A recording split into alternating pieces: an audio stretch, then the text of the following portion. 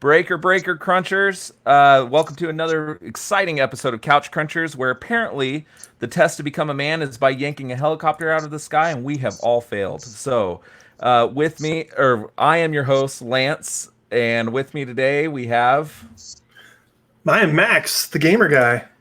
and our special guest for the first time on Couch Crunchers, we have Corban, the comic dude. Hey.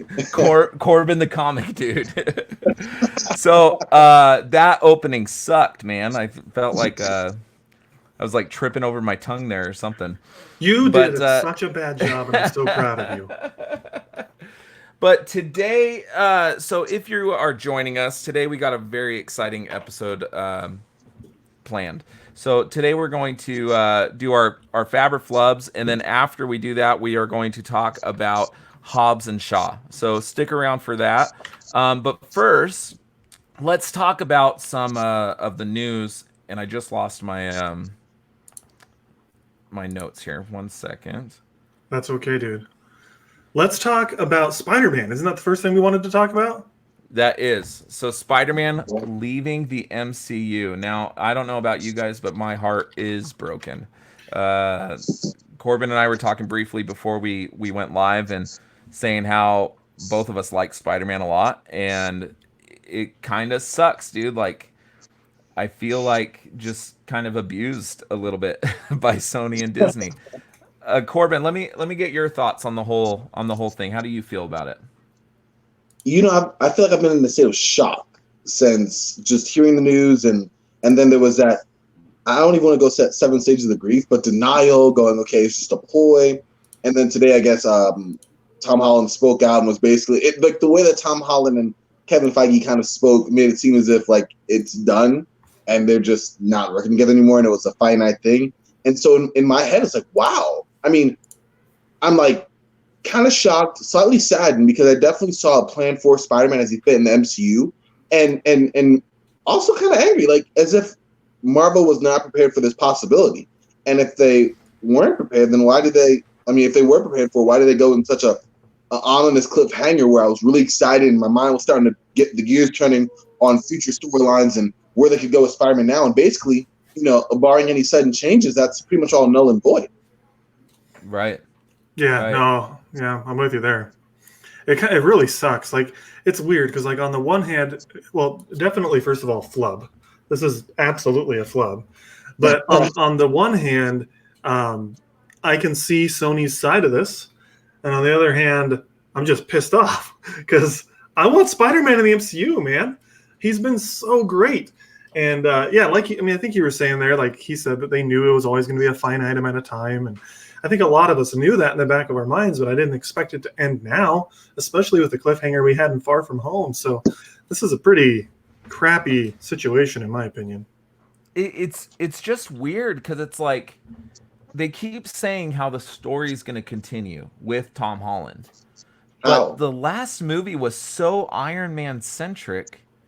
All of a sudden, it's just there's no Iron Man, and then the Happy Hogan and Aunt May storyline seem to be progressing. Like, so that's just done now. Is he gonna make I just don't understand how they're gonna do it without doing an entire reboot. It just doesn't make sense to me. Like, how can you have another Spider-Man movie without a single mention of Tony, without a single mention of the Avengers?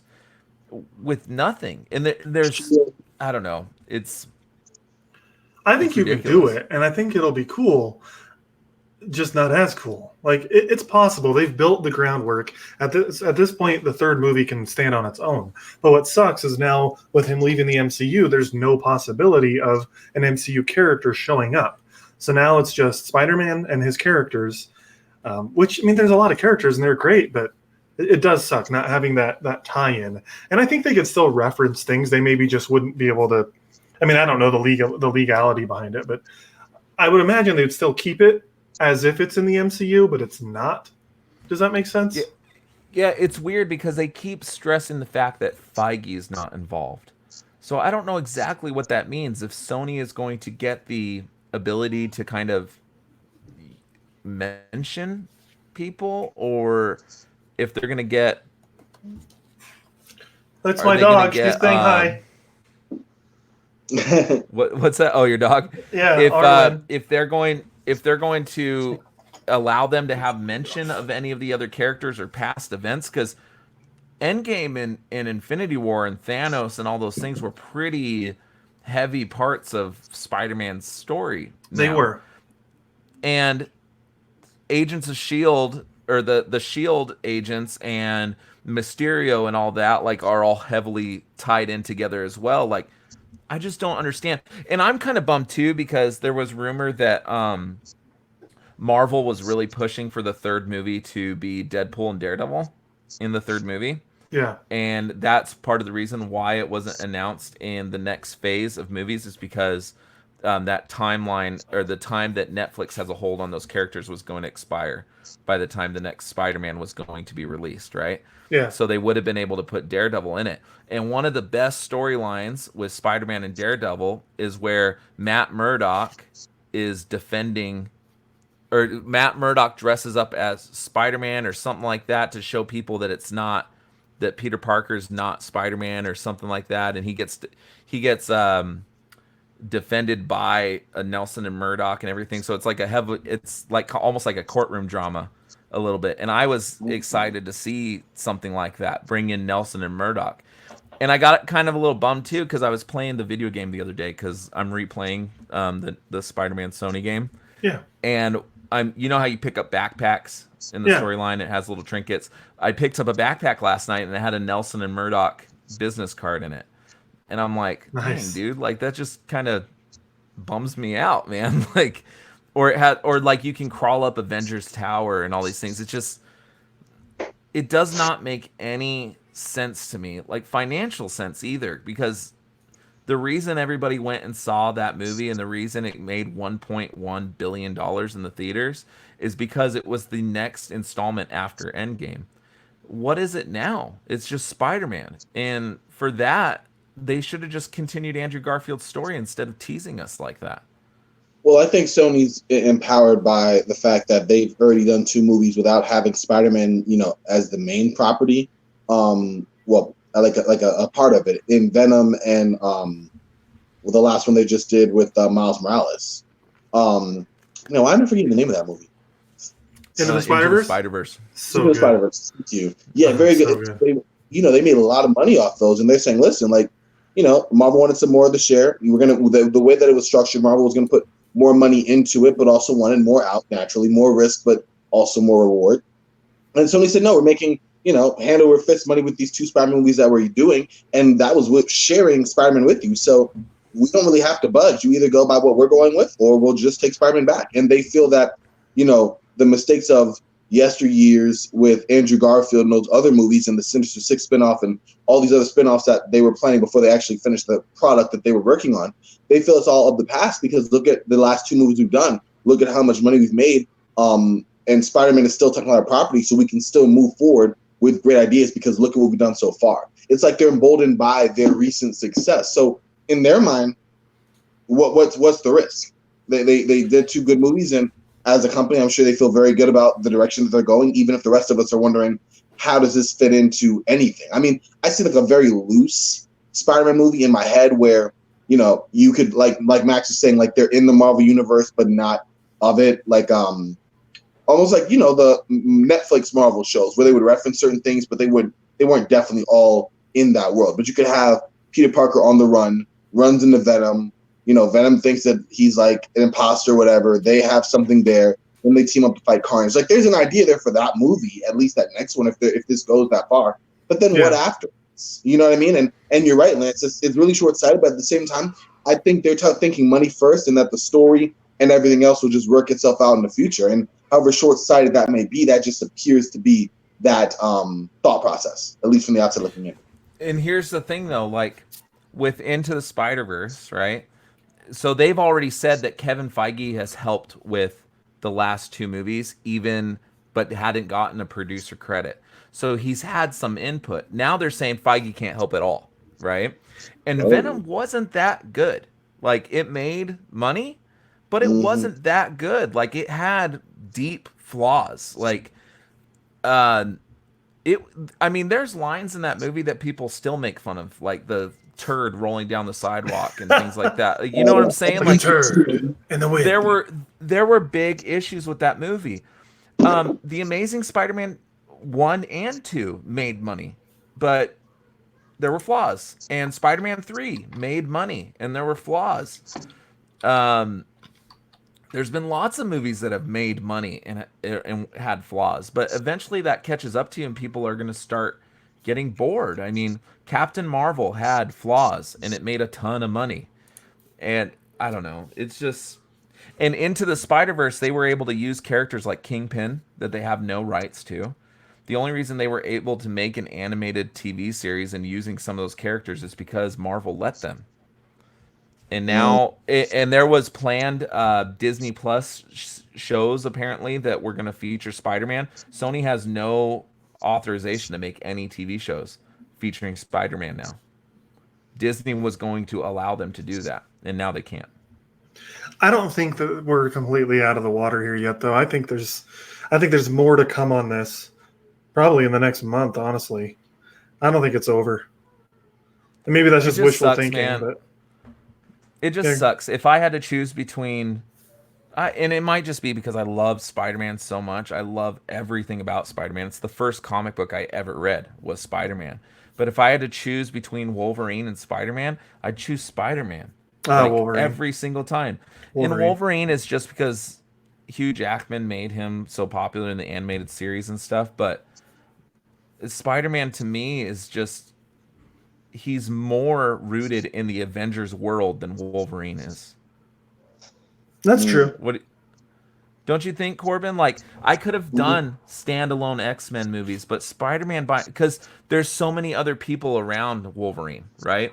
You have a whole team of people, and it's kind of like Avengers Light. But with Spider-Man, you have Spider-Man. And I don't know. That can only go so far. It's true. It's like as far, I mean, like a story and how contained or self-contained that story may be. Yeah, it just bums me out, man. Like, no, absolutely, it's a bummer, and it's just weird because earlier this week I saw the news and I was so just like disappointed and pissed off about it. But because I'm such a big Star Wars fan, now I'm like looking at all the D23 news and I'm like, I'm good. Let's do this. Right. Star Wars looks exciting. I mean, aside, I'm sorry, but yes. In fact, part of me wants to go get up real quick because I put on the outfit I'm wearing today very early today with the intent to wear it on the show, and that outfit included my Star Wars hat. Well, then later on in the day, I took my hat off when I was watching some TV, and I haven't put it back on because you can't really even tell. Here we go. There's my Star Wars shirt. Whoa. Rebel. You know what? That's hilarious because my shirt was very intentional as well. What's your shirt? Haha, the Amazing Spider-Man. That's fair. I like it. So it's a mashup of two covers. Absolute Geek Podcast there, Corban. 300 and Yeah. I almost wore that shirt too, Corban. Yeah, you know what's funny? They probably, if they listen, this wasn't even intentional. I just kind of needed a shirt on. No, it's cool. I've worn the Absolute Geek shirt. They're good friends of ours. Everybody knows that. I've worn the Absolute Geek shirt on this podcast several times, and Kyle wears Couch Cruncher shirts all the time. I'm ready for a Couch Crunchers for sure. I need one. No, we'll send one over to you, dude. No problem. No problem. I'm actually buying a machine. I'm going to be able to make my own T-shirts here soon. Nice. Cool. That is cool. Nice. Yeah. If you want to support us, though, you can always go to the website and go to merch and buy some. You know what? I'm a chronic spender. That'll happen. I don't think he's talking to you, Corban. I'm talking to anybody here. You know what? Considering that this allows us to share screens, let's do this, Crunchers. I'm going to share a little example here of how you can buy shirts. Application window, couchcrunchers.com. Let's do this. All right. So you go to couchcrunchers.com, go to Couch Cruncher Gear. Look at all those articles. And then you can buy a shirt. Look at that. Maybe. Takes you to Teespring. We've currently partnered with them. No, not maybe. You can. There's a ton here. I bought from here before. But anyway. Now you even have Couch Crunchers flags. I know. I need to get one of those. I want to redesign it though. I think if I get one, I want the one with us on the couch. That one's pretty cool. Yeah, that one's awesome. But let's get into our next piece of news. Now, I'm not a huge fan of this franchise, so I don't know how much I can offer into the conversation besides what I've read online. But it's been announced that Keanu Reeves and Carrie Moss are returning for Matrix 4, which is cool. I mean, I'll sign on for anything with Keanu Reeves in it just because I love him. Like, he's probably the most down-to-earth guy in show business. So he deserves people to watch him. I mean, but Matrix 2 and Matrix 3, from my understanding, were not very good. Is that correct? Okay, so I'll take the wheel on this because Matrix is one of my favorite franchises ever. Do you like it, Corban? You a fan? You know what's funny? I've not been into. I've watched the last. I think it was Matrix 3. I watched, but I want to get. I'm actually going to start over. I know I've been too much of the classic superhero movie guy that I got to get to the franchise, man. I just have to. So I love The Matrix, so I'll speak up on this. And yes, you're right. For the most part, people don't like the second or the third. Like, most people that are into the franchise love the original Matrix, and I agree. It's the best one. Great movie. And then you get into the second one, and a lot of people, I was actually talking to my brother about this earlier today. He's like, the second one's okay. It's not bad, but it's not very good. And then a lot of people just think the third one is garbage. I like all of them. I acknowledge that the second and third aren't as good, but I enjoy all of them. So I'm excited for a fourth movie, but it is kind of weird because both of the main characters, I mean, these movies have been out for like 20 years now. Both of the main characters die in the third movie. So how is this going to work? Like, there's some theories out there, such as, again, my brother actually gave me this theory, which is that perhaps what happened is that Neo, who's Keanu Reeves' character, and Trinity, who is Carrie Moss's character, perhaps their minds were downloaded into the Matrix before their bodies died. And so, like, within the Matrix, they're still going to be themselves, but if they're going to be in the outside world, they'd be in a different body. Like, that could happen. That's possible, especially considering that Neo was the one, and kind of immortal in a sense. Not really, but does that kind of sound like R.I.P.D.? Is that R.I.P.D.? Are they walking the earth in different bodies? That's R.I.P.D., right? So brief. Right. So brief thing about the Matrix. The Matrix is essentially a story about how you have the Matrix world, which is a computer program, but people inside of it think that it's totally real because it is real consciousnesses that are in the Matrix. And then you can unplug from the Matrix to be in the real world. Well, the real world has been taken over by machines that were created by man. And then, of course, like a cliche machine movie, the machines took over and now they're trying to... Terminator. Yeah, it's like Terminator in that sense. Very different kinds of machines, but yes, same idea. So the idea that I'm saying is that Neo and Trinity were in the outside world in their original bodies. Those bodies were killed. Perhaps their minds were downloaded into the Matrix. And there's precedent for this because in the third movie, and again, I'm sorry, but this is like 20 years ago, so spoiler alert. But in the third movie, Agent Smith, who's the main villain, he leaves the Matrix because he's not a real person. He's a computer program. But he uploads his consciousness into a real human's body. And so it's Agent Smith, but in a different body. So I guess what I'm saying is that it's possible that we could still have Keanu Reeves and Trinity in the Matrix as their, characters. But if they're doing any real world stuff, it might be that Neo and Trinity are played by different actors. Now, I don't know. They may find a way to resurrect their real bodies, but that's a theory of how it could work. And personally, I'm excited. Even if it sucks, it's not like you can say that you're going to ruin the franchise. Most people already agree that the second and third one ruined the franchise. So what's a fourth one going to hurt? And the first movie stands alone so well that you can really ignore the second and third. Like, the first movie doesn't really end on an open ending. Like, it ends with Neo killing the agents. and then like flying off into the sunset. So like it was always, I think, written as a single story. It did so well that they created sequels, which is I think why people didn't like it as much, because like it wasn't designed that way, and so they kind of retconned some things in the second one to make it work, if that makes sense. Anyway, I love The Matrix. I love Keanu Reeves. I actually this week I had pre-ordered John Wick 3 on my Vudu, and it came out, and so I actually got a new TV on earlier last week. Anyway, I got a new TV like a week ago, and I put it in my guest room, and so I went in there last night and the night before and watched John Wick 3, and it's a 4K TV. It's beautiful. But dude, John Wick 3 is another one of those heavy-hitting Keanu Reeves movies, and it is like, dude, I don't think there's a better action, like as far as action sequences, I don't think there's anything better than John Wick 3. Watching that last night, dude, that scene with the knives in that, like, I don't know what that is, a knife factory. I don't know where the hell they are, but it's so good. That scene with the knives is fucking awesome. And then the dog scene, Max, you and I saw that together, right? Yes, dude, in D-Box. Yeah, that's right.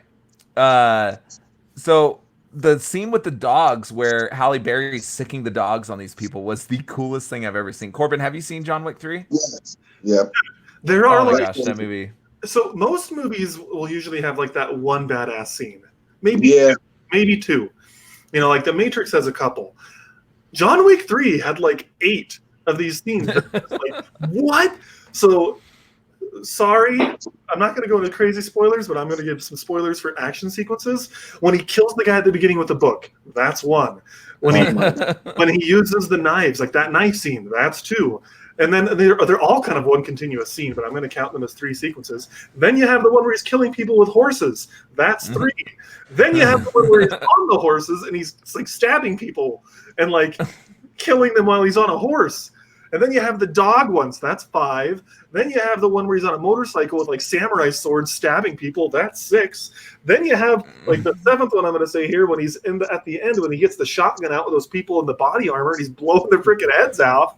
Like, and then honestly, my least favorite is the fight at the end, but it's still pretty cool. Like the last fight. Oh, in the glass room. Yeah, that's like my least favorite fight in the movie. It's still good. That one was weird because the guy was like trying to kill John Wick, but had like admiration for him. Like it was just weird. It was a weird scene. It was weird. But John Wick 3, I think, has the best action sequences I've ever seen in movies. Like it's not the best action movie ever. It's very good, but it has the best action of like any movie I've seen. And when we talk about Fast and Furious, I'll give you my rating for how I rate action movies. Corbin, how do you feel about the news about a Matrix 4?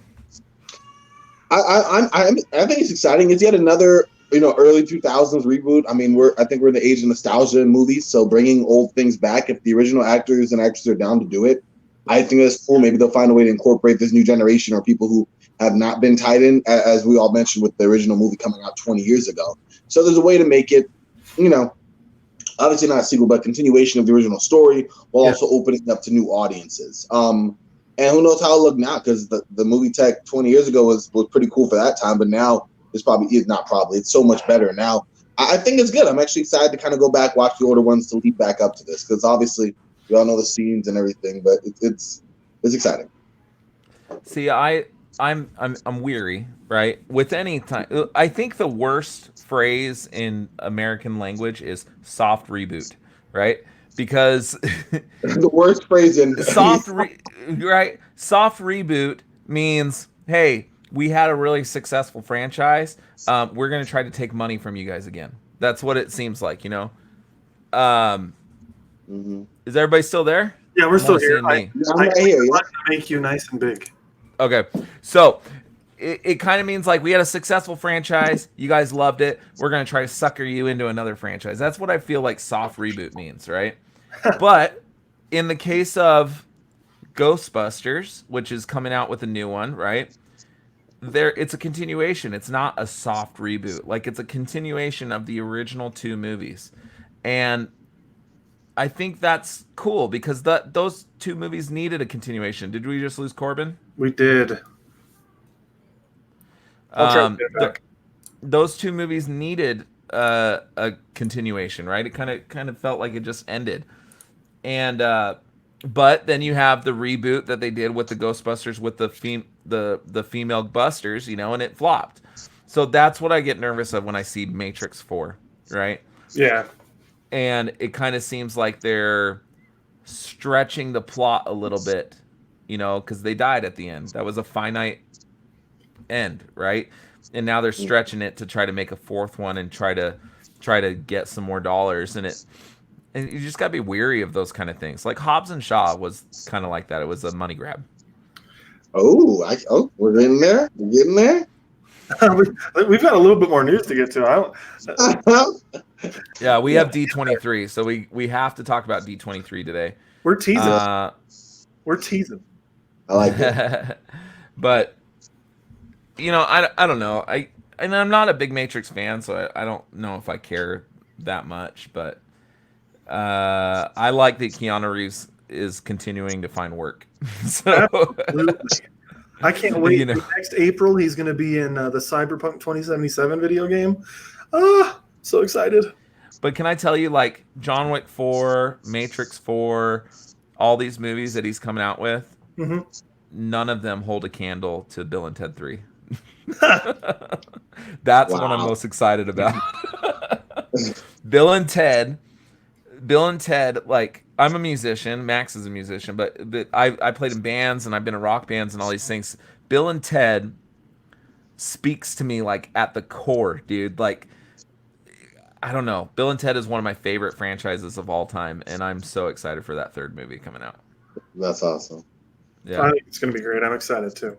Yeah, that's awesome. So let's move on to some D23 news. So, as we all know, Ewan McGregor is returning as Obi-Wan Kenobi for a series that's going to be on Disney Plus. Which I'm a big Ewan McGregor fan, so I think this is fantastic. Gotta love it. It's weird because these Disney Plus shows are getting a bunch of actors to reprise these roles, actors that I didn't think would ever act in television series. It's a different medium. Yeah, I agree. It's weird. TV is so different than it used to be, though, because it's such a these streaming services have really made TV into like high budget, good, like a good medium.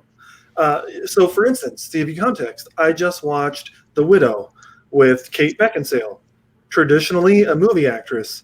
Now she's the lead in a TV show.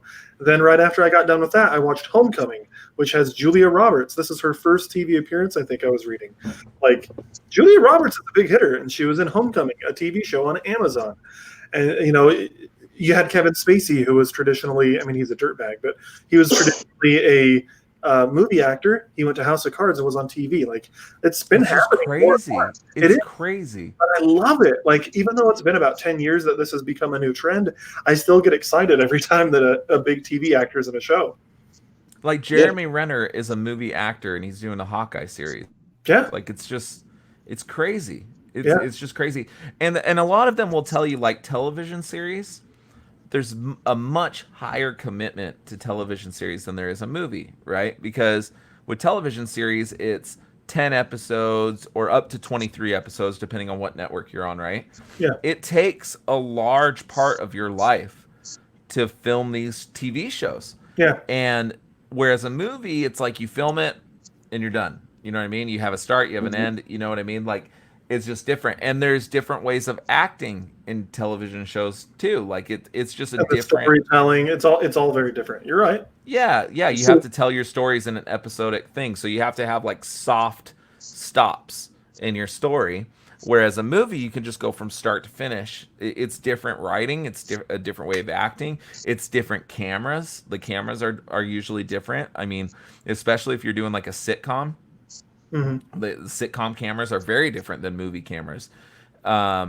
Just how they film it is what I'm saying. Not the cameras that they use, but how they film I know what you mean. But that's what's interesting, and I'm sure we're going to get into this later. But like, I'm not trying to segue us, but like, you look at the trailer for The Mandalorian, which is a TV show, and I did not get a TV vibe from that at all. I got a legit, true to form Star Wars movie vibe from it.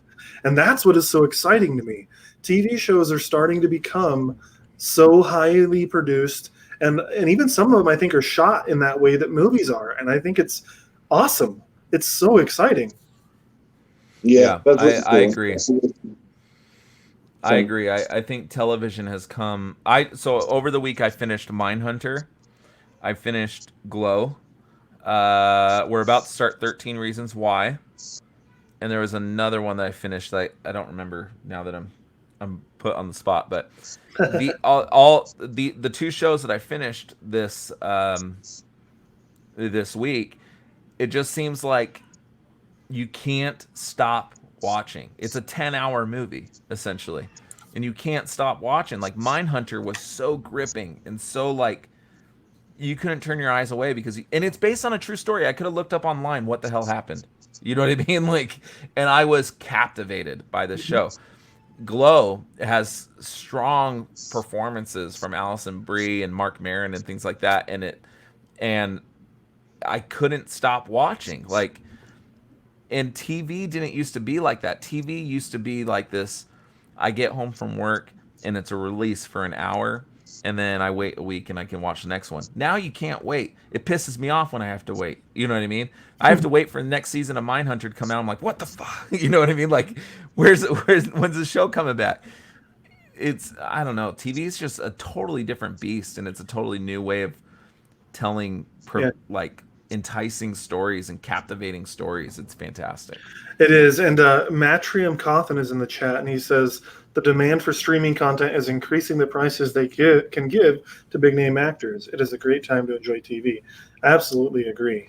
Absolutely. Well, here's the thing though, with Disney Plus, for $12 a month, I think it is, you get Hulu, but the package, Hulu, ESPN, and Disney Plus, right? For $12.99 or whatever it is, that's cheaper than a movie ticket in some theaters. Yeah. I go to the Dolby Cinema, it costs me $15 for a seat, right? Oh, I know. $12.99, and you get a month. It's insane. So, meanwhile, yes, they're able to pay these actors more money, but they're not raping the fans with these high costs. Like Netflix, where it's charging $20 a month or whatever it is for 16 or 17 content. It's crazy how much they've increased. But Disney to come out and say we're only going to charge you $7 a month to watch every single thing Disney has ever produced. It's like, what the hell, dude? Like, yeah. And I'm going to say this right now because I know that my sister and, well, both of my sister and sister-in-law, I don't think listen to the show, so it won't ruin their surprise. Disney Plus is such a good deal that we're considering getting it as Christmas presents for my siblings this year. We figure we'll just buy the whole year for people, and like that, I think that's a good Christmas present. You know, like that's fantastic. Yeah, that's a good deal. Yeah, I think right now, oh no, you have to be at D23, but they're giving 33% off if you commit to 3 years. Oh wow, not bad. That's pretty cool. I would probably commit to 3 years, honestly, to get the discount. 33% off. So you basically get a year free if you commit to 3. Yeah. This is essentially how it works. So I don't know if any of you guys are familiar with this show. I've never even heard of it. But Matrium Cawthon says they released the Grand Tour in weekly episodes, and he didn't hate it. I think we could go back to that. Some shows, Mindhunters for one, could benefit from that model. And I'm going to say I agree, which is what Disney Plus is going to do, by the way. I saw a report on that earlier today that they're going to be releasing weekly, not everything at once. DC Universe has been doing that. And it's weird. I struggle because I like both. I like that I can go to Amazon or Netflix when they release a show and watch the whole thing, just binge it. Like if I wanted to take a day off work and just binge, I could. But I also really enjoy having something to look forward to every week. So the DC streaming service has been nice for me because like every Friday, I know I'm going to have a new episode of whatever show they have currently going on. So not next Friday, but the Friday after is Titan Season 2, for instance. Every Friday, a new episode comes out. And to me, that's fun. So I like both methods, but Disney Plus is going to be doing that weekly thing, which I think will be cool. Each week I'll get to watch a new episode of The Mandalorian for 10 weeks. That's cool. See, I don't like that. I like to be able to watch TV when I want to watch TV, and I don't get it. I don't want to watch it super late either. You know what I mean? So like I don't want to wait weeks to watch something. I'm looking at the silver lining. But I like them all at once. Like Runaways season 1 on Hulu was every week, and then season 2 they released all at once. And I much prefer that model just because I'm able to consume it, I'm able to digest it, and move on to my next thing. So, like right now tonight we're gonna start 13 Reasons Why. And we'll probably finish it next week because we watch about 1 or 2 episodes a night or whatever. Yeah. My wife and I. And then we'll move on to whatever is next because Netflix is coming out with 3-4 shows a month. You know what I mean? Yeah. Of new shows. And it's just when you have Netflix and you have Hulu and you have Amazon Prime with The Boys and all those shows, and now you're gonna have Disney Plus, and then you have the DC streaming service, and then you have the HBO thing that's coming out, and there's so much that it would be. I just want it all at once. Let me watch it on my own time. Yeah. And the Grand Tour Max is the show that the from Top Gear, the guys in Britain, they got fired from Top Gear. Oh, they made their own. Okay. Amazon made a show that's basically Top Gear. It's a fantastic show. I can't remember the guy's name for the life of me right now. Jeremy, I think I don't remember. It's a good show. I had no idea that they released it weekly. I watched it way after it had come out, and I just watched like 4 or 5 episodes. But that show's different because it has a start and finish each episode. So you're not really like, oh, what happens next? Like you don't have that anxious feeling about what's happening next, you know? Yeah, I get you. But yeah, Corban, how do you consume your television series? Would you rather wait? No, I'm a binger all the way. Just time. I mean, I don't always have a lot of time every week to catch something. So when I have it, give me like 7-8 hours, whatever I need to watch all of that, enjoy it, and then keep moving. What I do is I'll take the weekly ones, and unless it's like something I'm really, really excited for, I'll just skip it for like 2-3 weeks just to recreate the I'm binging experience. So like I lose out on the initial, what was your first reaction episode 1 or first episode 2, but then I can tell you like a deep like opinion, on 1, 2, and 3, because I just think that's so much more. I don't know, like it's more of a complete story for me. You know what I mean? I'm not let off and then I'm waiting and I come back and it's on my clock, it's on my schedule. So why not? Sorry, yeah. I'm laughing at Unknown Reaper, which I'm pretty sure is Matt from Absolute Geek. His comments. He's so surprised, Corban, that you're at home. Okay, we're not going there today. And then he says at a donut shop. I'm assuming you understand that reference. Yeah. Okay. So yeah, I used to do when I was the Wi-Fi I thought was better at the local Bosa Donuts I have right across the street from my house. So I would set up over there, and I would guest, be a guest on the show from there. And I used to get roasted incessantly for like being over. And you'd be like, "Is your lighting bad? This or that." So now I'm in my comfort, of home, and here I go. I can't escape them though. That's just Matt for you. That's hilarious. That's hilarious. Shout out to the shirt, right? Oh. Yeah, but no, I'm definitely a binger. I just enjoy consuming my content all at once, but that's just me in a lot of things. Like, I would just rather take it all in. I get the whole looking forward to something next week, though, Max, and I think there's something to be said for that. And in some ways, even more exciting, especially on like a great cliffhanger or something that's sort of lead to the next thing. But yeah, for and me, if you have someone to talk to about it, it's more fun. Like, I had a lot of coworkers that were watching Game of Thrones as it was coming out. And so you go into the office Monday morning, everyone watched the most recent episode, and for the first 45 minutes of work, no one's working. They're just talking about the latest episode. And like, that's exciting. Unfortunately, I don't have anyone to do that with for we would do that here.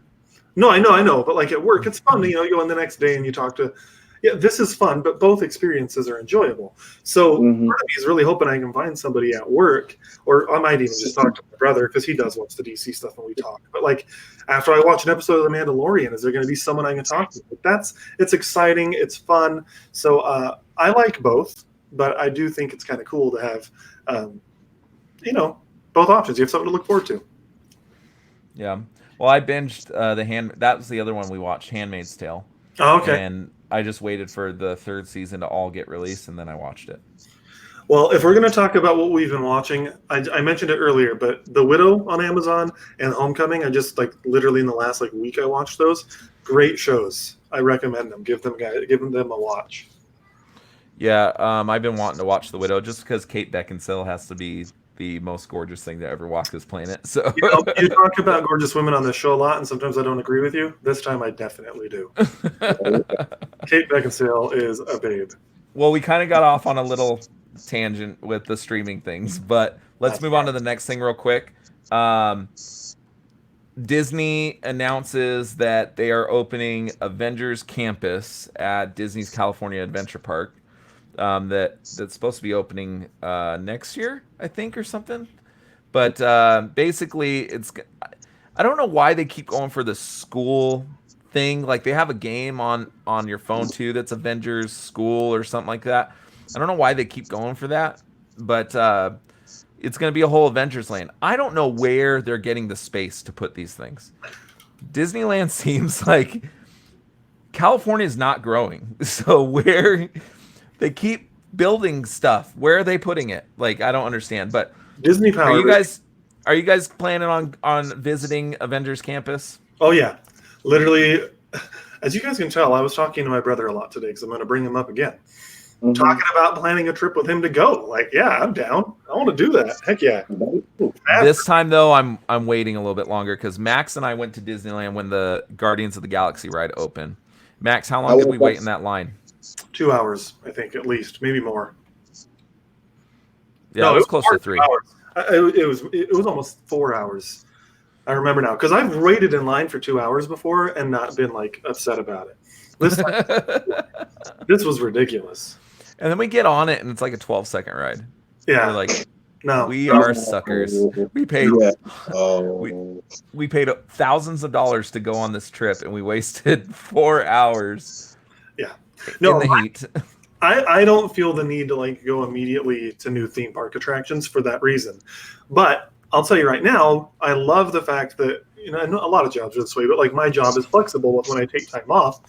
So if I want to go to Disneyland in February when it's probably not that busy, that's what I'm going to do, go in an off-peak time and just enjoy it with no lines.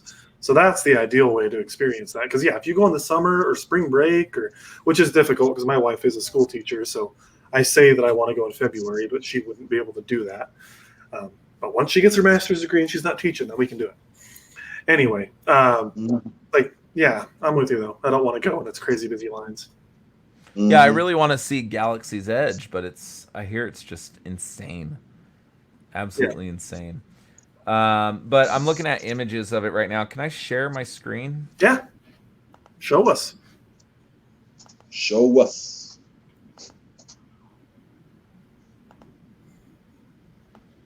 Anyway, I'm excited for it. I mean, I haven't really heard too much about the Avengers experience because honestly, it's sharing, but I need to add it to the stream. All right, there we go. This is from Gizmodo.com. I hope I don't get in trouble for using this. But here is Avengers Campus. You can see a little Spiderman here. Still breaking my heart every time I see him. But you have helicarriers and everything like that. It looks really cool. It doesn't look as big as you think Marvel would command, though, right? Avengers they don't have a lot of space, like you were saying. It might be the best they can do. Right. But it looks fantastic. Here's this is the Guardians of the Galaxy ride here. This looks like the building that Muppets used to be in. Well, if that's the Guardians of the Galaxy ride, then it looks like they're going to be building this where they already have other stuff. They're just going to be replacing that stuff. The Monsters Inc. I think used to be here. The Muppets. There used to be a Muppets movie theater that used to be over here. It's off in that corner, I think. Okay. But it looks cool. It looks cool. I don't understand why they keep going for campus, though. This doesn't look like a campus. I don't understand. I don't understand the naming. But how do I unshare my screen? Here we go. On the bottom there. Yeah. There you go. So, yeah, it's weird. It's weird. But I'm excited. It's going to make them raise prices again, I think. Yeah. You know what Disney needs to do? They need to build a theme park in the middle of the country, like Kansas or something. You know what I mean? They could. People would go. It's Disney. Yeah, you have one in the Midwest. You have one in Florida, and you have one in California or something like that. Like a third one, and it would alleviate the pressure off the other two. I think that's where they need to. I think they could benefit, and I'm not saying this just because I live here. I think you could do it in Colorado because it's not that hot in the summer. Because that's an issue with like if you were to do Oklahoma or something, because that's kind of like in the middle there. It's really hot there. And so, like, that's why they don't usually build those in Arizona, because when it's 115 degrees out, who wants to go to a theme park, you know? No. And same with Oklahoma, it gets that hot as well. But, like, here in Colorado, for instance, it gets, it can get hot, but it rarely gets to 100. I mean, this summer, it's been 101 times. So, I mean, you could build it here. I wonder if snow is a concern. Snow would be a concern. That's fair. That's fair. Yeah. You don't have that far in California. So, like, the winter months would be tough. Yeah, that makes a lot of sense. They would probably want to build it in a state that's not established, because that's what Disney World and Disneyland, when they were built, California and Florida were not established like they are now, right? Well, there you go. You want to get more people to live in Kansas? Put it in Kansas. But well, it's like tornadoes and stuff. I don't know. I want to go see it, but I'm gonna wait until there's not. I mean, there's always a crowd of people, but I think after that thing opens, it's gonna be particularly bad. Yes, Maitri and Cawthon, they did sell the Six Flags here in Colorado. Elitch Gardens exists in Denver. I'm going soon, but yeah, it's not a Six Flags anymore. You're right. Oh, Six Flags bought our water park here in Arizona. Oh, that's cool. So Big Surf is now Six Flags Hurricane Harbor or something like that. Oh, that's cool. That's awesome. Yeah. Water parks in Arizona, absolutely. Yeah. But let me look. I've lost my notes here. Let me see here real quick. Kill me, Lance. Let me pull up the notes for you. Thanks, man. Let's see here. I don't know what happened. Well, let's talk about Moon Knight, She-Hulk, and Miss Marvel. Okay, so I've been calling for a She-Hulk something for years now. I think that's an untapped character that hasn't gotten their moment ever, really, to shine. I am super excited about a She-Hulk show, and I hope that it's like a legal type show. I think that would be really cool. That would be a really cool avenue that Disney hasn't explored yet, like a Law and Order type show. You know what I mean? But with She-Hulk, because are you a She-Hulk fan? Me? Yeah. I didn't hear my name. Yes, I am. I see. I love the classic. When she did a run with the Fantastic Four. Like, I read a lot of 80s, 90s She-Hulk. So I'm definitely excited where they can go with that. And yeah, I see what you're saying, Lance. I mean, it's interesting. I hope it's not too like mired in the whole law. Her being a lawyer and everything, only because like everyone wants to see She-Hulk in action. But I get what you're saying. Like, show some equal light to her, like, professional life. Is that what you're saying? You were getting at? Yeah, like, I think it'd be cool, but not in a case like Jessica Jones, not like that type of thing. But show her like being a lawyer. Like, I think that would be cool. Like, I don't know. She could be like the Marvel's version of the chick from Marissa Hargitay or whatever her name is from SVU. Detective Benson. But Moon Knight, I'm really excited for too.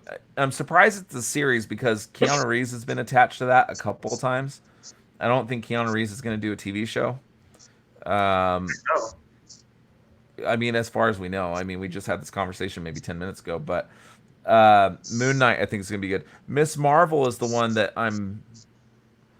that one's interesting because I think it's going to confuse people a little bit that there's a Miss Marvel and a Captain Marvel. Yeah, I think it could be confusing. I'm excited for those though. So I didn't chime in on She-Hulk because I think I've said it on the show before. I could care less. Just not really. I don't really think Hulk's that interesting. I don't really care to see She-Hulk. I mean, Hulk's not that interesting. She-Hulk is. Yeah. And Hulk is a bumbling buffoon for most of the time. Like now they've made him into Professor Hulk and stuff, so you can actually have somewhat of a story arc. But Hulk is not the most interesting part of that character. Bruce Banner is the most interesting part of that Yeah. character. With She-Hulk, Mm-hmm. with She-Hulk, you get a intelligent superhero. She's not running around like being drooling and stuff, you know. So there's a lot more opportunity there than you have with Hulk. Well, I'm excited for Moon Knight. Like, I got to be honest, and you guys know this. I'm not like I don't read a ton of comics, but Moon Knight is essentially Marvel's Batman. I mean, he's got a different background. He's got some type of superpowers because he's like isn't he like an Egyptian god's guardian or something like that? Isn't that his background? Yeah, I mean, but he's essentially like a Batman. He's a billionaire playboy who protects his city, and he's like dark and gritty and awesome. So I'm excited to see that. I've said several times that Batman would make a really good TV show, especially with the streaming services now and the quality they bring. So yeah, man, give me that. Like some people are clamoring for it to be rated R. I'm not as familiar with his comics, but that's not going to happen. It's a Disney Plus series. It's going to be TV-14. I'm pretty sure they've confirmed they're not doing TV mature stuff. But I think it's going to be great. I think you can get away with a lot nowadays. Batman's been PG-13. His stuff's been great. So I'm excited for that. And Miss Marvel, I don't know a ton about, but I'm totally down to get, her show. I'll watch it. Just like I'll watch She-Hulk. I'm just most excited for Moon Knight because it's, kind of Batman. And I love Batman. Moon Knight's going to be cool. I think it's going to be cool. Go ahead, Corban. I'm sorry. Oh no! I'm apologize. No, I'm with both of you. It's exciting. I mean, I'm intrigued to see what his rogues gallery is going to be because I do remember reading a lot of his comics like in high school, especially, and so I think this kind of lends itself best to a TV series, depending on obviously who's cast and everything. But yeah, you have the closest thing to that, that Batman, like a composite one in Moon Knight. And I mean, come on, it's something that fans have been clamoring for years now. Moon Knight has been. Everybody wants a Moon Knight show. I mean, exactly, and this might lead. I mean, all these shows could lead into crossovers in the movies. They're already doing that with, Scarlet Witch and others. So we may see Moon Knight in a Marvel movie, or at least appearing in one, a la Spider-Man and Civil War or something. You know what I mean? It could happen. Aside from being Spider-Man again, jeez. Did we lose you, Corban? Oh, he's there. No, you broke. Oh, okay. For a second, it froze on my side.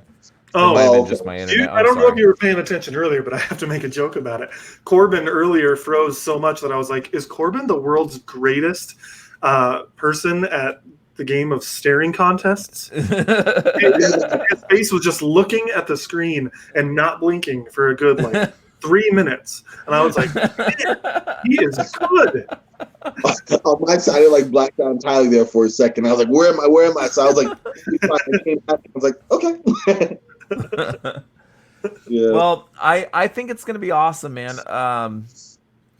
I think it's gonna be cool. I'm a little bummed, and you guys might make fun of me. I don't know, but I really want to see what Marvel could do with like characters like Squirrel Girl, like see if they can do like a teenager like show, like kind of how Runaways is. Like I think that they could do some of that stuff. I was surprised to not see something like that because she's been brought up several times. Yeah, Anna Kendrick has said she wants to play her, which I honestly think might happen.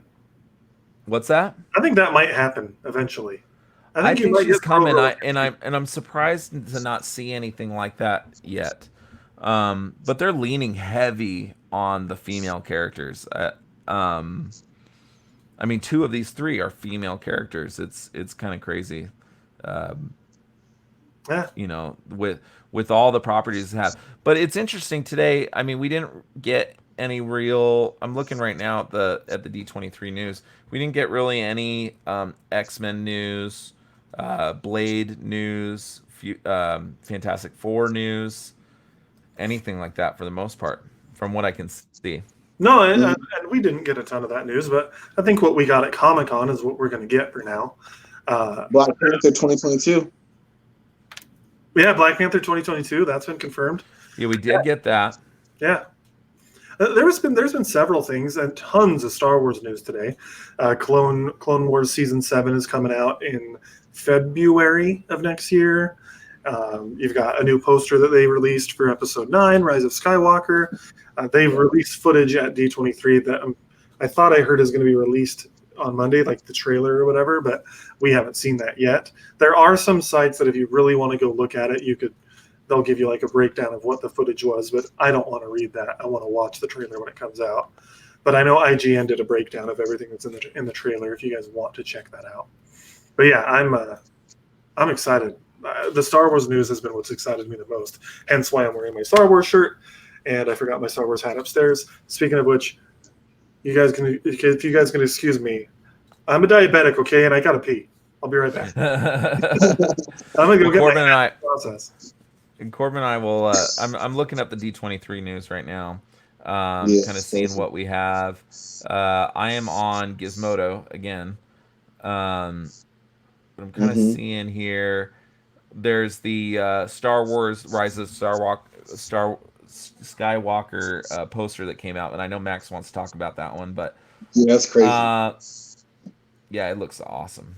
That one looks fantastic. But for the most part, I mean, they talked about a lot of the animated stuff that was coming out. There wasn't a whole lot of Marvel news except for those 3 TV shows. From what I'm seeing. That was kind of their big thing. And I mean, that's news enough, in my opinion, as far as like, we already had a lot of stuff come up at Comic-Con, so it was nice to have like a slight addition to that news with stuff here at D23. And mind you, if they could have just thrown out Moon Knight, personally, I would have been like, okay, that's great. She-Hulk's awesome and kind of out of nowhere, in my opinion, but still cool. I mean, you're right. It wasn't a lot of big news, but again, they revealed so much in terms of the upcoming plans over the next 2 years that I probably don't think you were expecting much. I know for a fact I wasn't either, but I knew it was going to be like 2 or 3 big things and maybe one movie that we had already assumed was coming, a sequel either to Black Panther or Captain Marvel being confirmed. So I'm glad that those were kind of just checked off the box there, Yeah, and I mean, we did get the Kit Harington was cast in the Eternals. Yes. We did get that little bit of news. We got a sneak peek of Emma Stone as Cruella de Vil, which she looks pretty awesome. But Emma Stone is from Arizona, so I've always had a soft place in my heart for her. I like to see fellow Arizonans do well. You know what I mean? But a lot of animated news. Let's see here. The Marvel What Ifs? I know they did some slight news on who was it? Well, not slight news, but I think it was something with Peggy Carter. They had her voice for Captain Britain or something. Like they gave a release on something about. I got to do some more looking on that, but they gave some more information on What If, or I think like a little slight release of that. I know they put some Black Widow footage out there today too, and kind of showed her all white suit that she'll be wearing or that she has at some point. So that was cool. And I think the Taskmaster, who is pretty much going to be the main antagonist for that movie, looked really cool. I didn't really want to look into images or anything, but trolling the footage. Huh? For Black Widow? Yeah. It's going to be Taskmaster? Yeah. Oh, that's cool. I didn't know that. It's going to be awesome. I find it weird that they're announcing, like, it's coming out next May. Mm-hmm. Well, I guess because it was so much not known about that movie. I mean, we just found out. I mean, I get you that there's so much more time coming up. That this movie's been talked about for like how long? And even now, especially in light of the Endgame stuff, I think they want to at least get some information out because we are moving to a different phase, literally. And since Black Widow squarely ended in phase this previous phase and her story arc, I guess we're trying to figure out like where this movie, which is coming out later than expected, fits in even with her no longer moving forward. You know what I mean? So like I get them throwing us some bones. Like I don't think they're gonna let us know everything, and you're right, it's not for a good chunk of time. At the same time, I do think some news was kind of overdue just given how quickly Disney's moving forward and how Black Widow kind of remains a piece of the past, even though her movie's coming out next year. Yeah, so when is her movie coming out? That was May. May 2020. I think I don't remember the exact date. So Black Widow and Black Panther are coming out? No, Black Panther. Yeah. Oh, I read this wrong. Yeah, no, Black Panther No, is wait. definitely in the pipeline. Don't count out the comics' existing megastars. Black Panther director Ryan Coogler made an appearance at D23 to announce a sequel with Chadwick Boseman will hit theaters on May 6, 2020. Is that where wrong? are you seeing that? This is on Variety. Okay, so they must have made a mistake. Yeah, that's so. I was on Twitter talking about why it's so bad that Chadwick Boseman is cast already in his 40s for a movie that's not basically coming out for 4 years. So they released a picture at 2022. They messed up. The Variety messed up. That's a typo. Yeah. Okay. I was super confused because I'm like, wait a minute. Yeah, it says right here to announce a sequel with Chadwick Boseman will hit theaters on May 6, 2020. Oh no, 2022. Yeah, they messed up. Okay, that clarifies a lot. Yeah. So I'm like, what is Black Widow and Black Panther coming out the same day? Like, what's going on here? But next May should be exciting, just on the fact that Black Widow May 1st, and then on the 22nd is Fast and Furious 9. So should be a pretty cool month. But May usually is. May's usually pretty busy. Okay, Max Corban, you're a big Star Wars fan, yeah? Yeah. Yeah. Let's start with Corban first because I know it's going to drive Max, and I'm not letting him talk about this yet. Corban, what do you think of that new Rise of the Skywalker poster? Yo, that's exciting. I mean, obviously, like even showing Emperor Palpatine in there is just. Woo, like I already knew. I mean, from the first little teaser trailer that we got, or the first trailer, he was going to be a big part of it. But my mind has so many ideas of where this could go. And I think there was like rumors of Rey, or like I guess someone saw there was images of Rey being in like a Sith outfit with the double-bladed red lightsaber. You know, like the Sith lightsaber and everything. So there's, I don't know. I honestly don't know where they're going to go with this movie, and that's the most exciting. But the fact that Palpatine's playing a part in it, and you still have all these like loose ends to tie up is really cool, and that poster is just amazing. That poster is it's lit, dude. It's one of the best posters I've seen Disney put out, and I mean, it's amazing. Yeah, and Disney gets a lot of flack for putting out kind of lackluster posters, rightfully so. And rightfully so. They use the same formula over and over again, but in this case. And I'm pulling it up right now so we can show people. 1 second here. Sounds good. I was trying to pull it up too. Yeah, dude, this poster is freaking amazing. And everyone knows I'm a big fan of the Emperor. Well, if you listen to the show, you know. If you don't listen to the show, you should know anyway. I mean, everyone knows what I think about the Emperor. Which is that he's the best.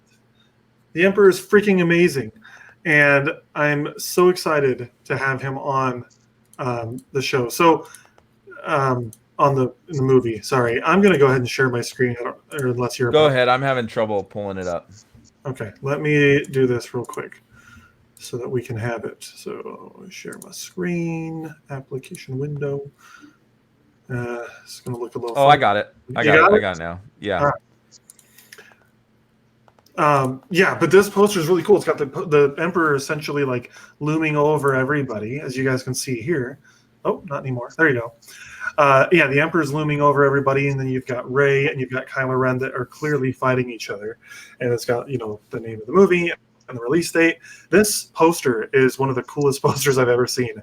And if they release one that's like widescreen, it's going to be my desktop background. In fact, it might be my desktop background anyway, because I just that is cool. So cool. This is such a cool picture. Like the coolest part is I like how they're fighting on Pride Rock. You know what though? Kylo Ren has the high ground. And one of our Facebook fans actually made a joke about that. They're like, I swear if Kylo Ren says that he has the high ground in this movie, I am gonna I don't remember what he said, but he was like, I'm gonna be mad about it. And I'm thinking, no, if Kylo Ren says he has the high ground, I will donate my entire salary to charity of his choice. No. I won't actually do that, but I would love it if he did that. That's funny. I was just thinking, I don't think your wife's going to sign off on that, Max. No, I'm not actually going to do that. I don't. All right, let me stop sharing here. But it's fantastic, man. It looks really cool. And I'm not the world's biggest Star Wars fan by any means. But it looks pretty awesome. I mean, whoever made that poster deserves a race. Let's just put it that way. Yeah. I mean, and a poster doesn't tell you everything, because a lot of people liked the posters for Solo, but they hated the movie. Well, yeah, I proudly stand by the fact that I was not on that Solo movie from the get-go, but you're right. That's a proven point right there. Like, you're like, oh, cool, it looks interesting, and then... Yeah. You can make the best art in the world for Twilight. Doesn't make it good. To extend that analogy, I thought the Venom poster was pretty impressive. Oh, there were some really good Venom posters. Yeah, the movie was just okay. Exactly. Did you guys watch? So Todd McFarlane. So after the Venom poster was out, there's a video of Todd McFarlane. He takes a Venom poster and he kind of redoes it to kind of look like his version of Venom, and it looks so much cooler, dude. Like, it looked awesome. But it usually does with him. That guy's so good. He kind of like angled his eyes different and stuff like that. He just looks really cool. But I mean, you know, back to the Spider-Man thing. I mean, if we're gonna get to see Spider-Man fighting a decent Venom, but I don't understand how that works. If Eddie Brock is a good guy, like, why would Spider-Man and him be fighting? I don't understand. But I think they could do the classic misunderstanding Batman Superman thing, but not like Dawn of Justice, where they're both on opposite sides of the same team, but they don't realize it. You know, look alike. Maybe Spider-Man's trained for something or whatever, and then boom, and then they both, you know, you bring Carnage in. Maybe Venom's mistaken to be someone. Spider-Man goes to fight Venom thinking that he's the perpetrator. Then he finds out he isn't, and they both ally together to fight Carnage or something like that. That it would, in my opinion, that would have to be how the story would work, because they already have Venom as the anti-hero route. That'll be an abrupt about face to make him the main antagonist, you know. But look at what DC's doing with Black Adam. Like, there's some weird ways that these franchises are going about this. Yeah, I think that's true. That's a good point, Corban. Like, they could make it a misunderstanding thing. Or even just the fact that, Venom's a good guy, but he's an anti-hero. Like, he still kills people, you know? Yeah, and that could be what brings Peter Parker might hear about this thing killing people. Yeah, and so that could be how they do it, is he's trying to take it down. And then it could be a Carnage movie. And like Corban said, like, they team up. So maybe the movie starts with a thing that's killing people, and maybe that thing is actually Carnage, and then he fights Venom for a while, and then they team up to take down Carnage. Who knows?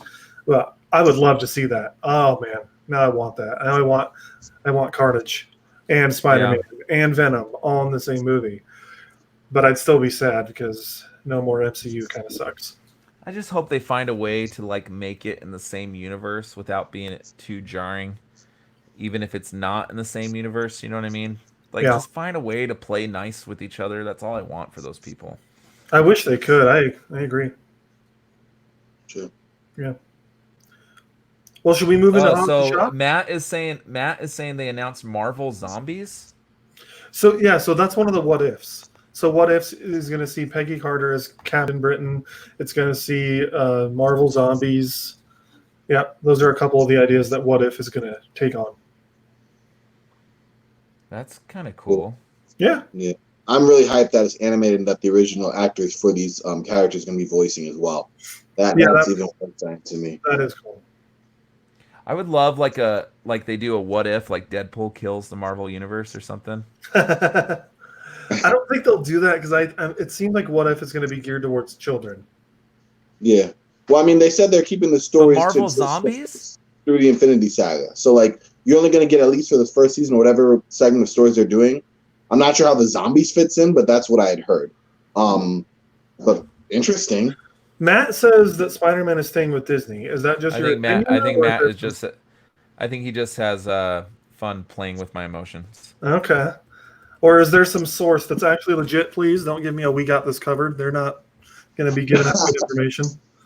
Yeah, they'll be like, we had this from a person who also told us that this guy was going to be in this movie, so we trust him.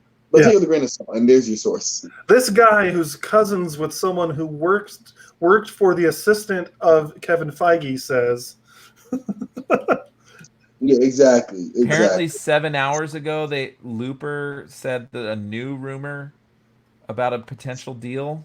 Looper's a little bit better of a source, but still rumor. So who knows? Who knows? Until I hear something I real. hope so, man. I hope so. I do too. But until I hear something real, I'm good.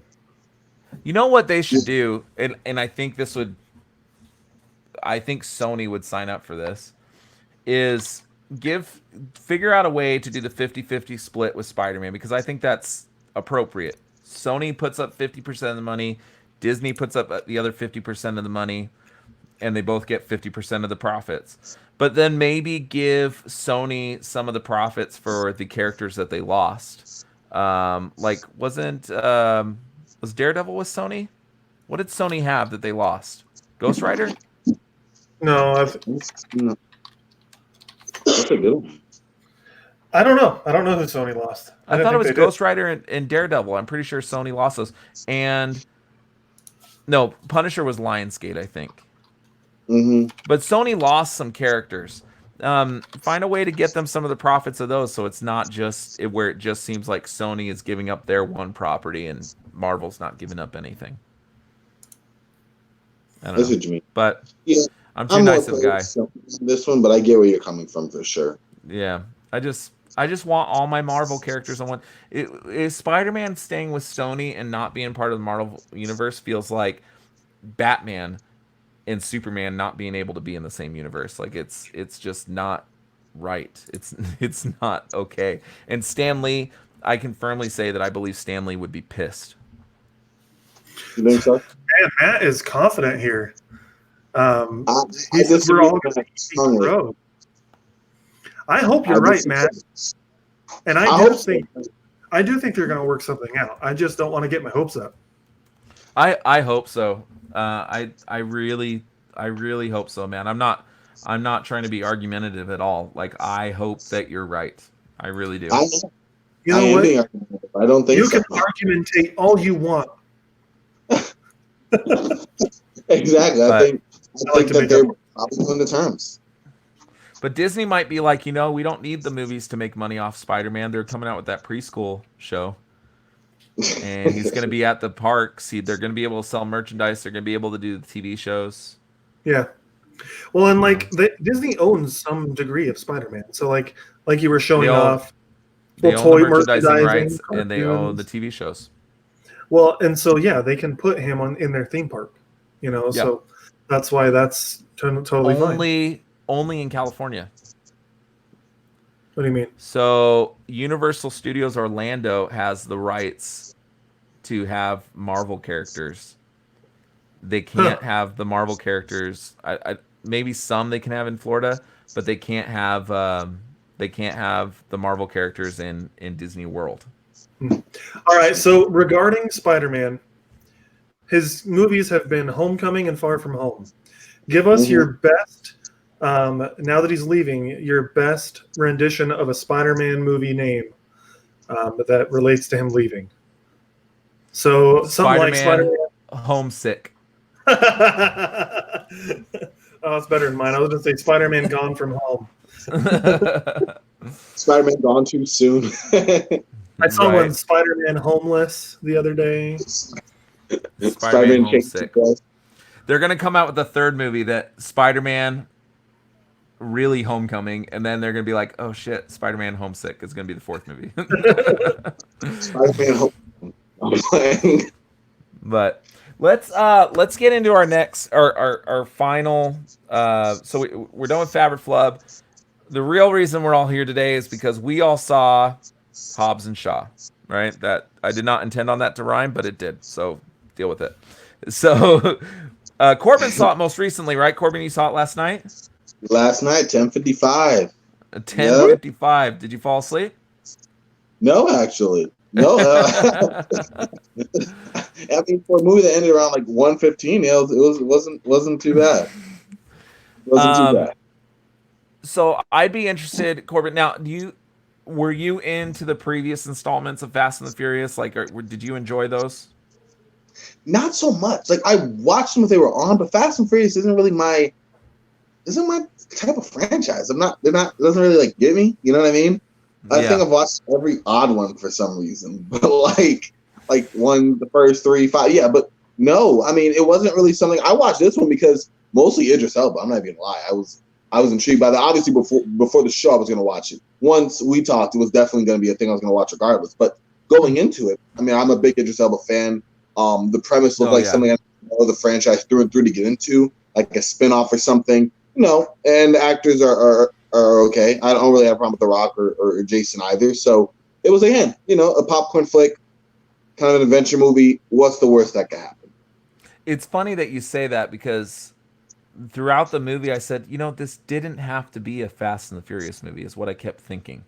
Not at There's all. no really cars in it for the most part, like real car chases. At the end there was. Yeah, even then, I guess, it but was not very like other interesting. Fast and Furious movies. No, you're right. You're right. And that was fine with me. They could have just done a movie that had The Rock and Jason Statham together. It could have been like a buddy cop movie, almost like just some random thing. People would have went and saw it whether it was Fast and Furious or not, because they like The Rock. The Rock puts people in seats. Idris Elba is one of the best actors on the planet, that he would have brought people to the seats. No, you're right. But I think that it was good as these characters, especially if you've watched the other ones. Like, they've developed the relationship between these two characters from the 7th movie and the 8th movie. So this is now the 3rd time that they're interacting with each other. And I loved it, dude. I've been rewatching all of the Fast and Furious movies. And so I was rewatching the 8th one today, and some of the one-liners and zingers that they give back and forth to each other is hilarious.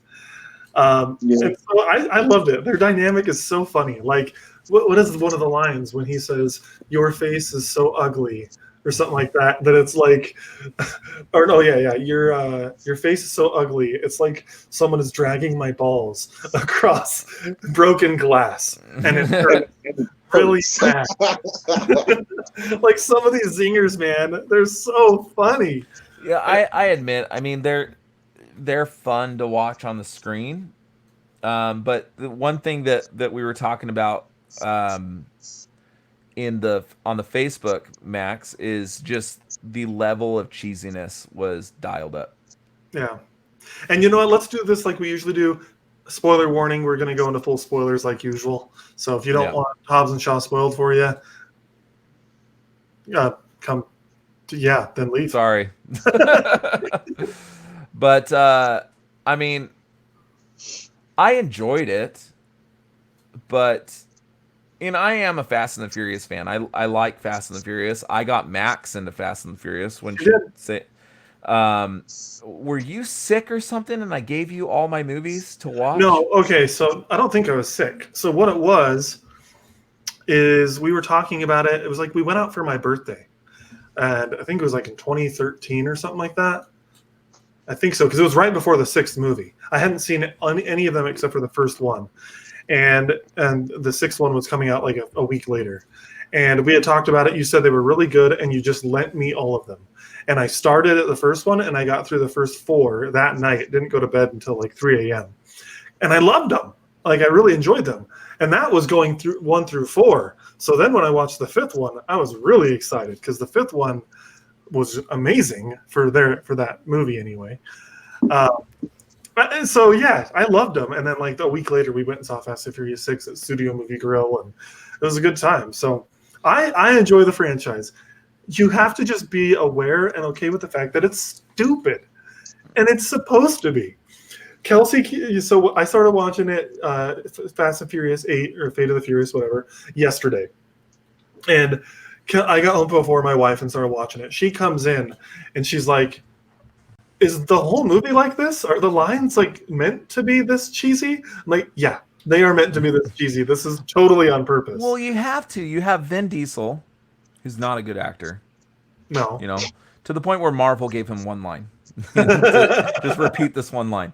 He's not a good actor. I mean, Saving Private Ryan, he was pretty good, but he's not a good actor. Paul Walker, as much as I love Paul Walker, he's not that great of an actor either. Which you can really tell in the first 3 movies how not good of an actor he is. Yep. But you love him. You love Paul Walker. Yeah. The Rock plays the same character in every movie. I'm sorry. He plays a variation of the same character. You're right. You know, and they made fun of him sort of in the movie too. Yeah, he's always the same dude. Dude, you know? Oh, yeah. Jason Statham, always the same dude. Yeah. You would probably have to say the best actor in that movie is probably Michelle Rodriguez, maybe? Michelle Rodriguez. And, Yeah, I in mean, those Gal movies. Gadot for the small amount that she's in. She's a good actress. Yeah. But, I mean, you walk into that movie expecting a certain amount of stupidity, right? It's the same. You walk in to fill your face with popcorn and see explosions. It's the same reason you go see a Michael Bay movie, right? Same thing.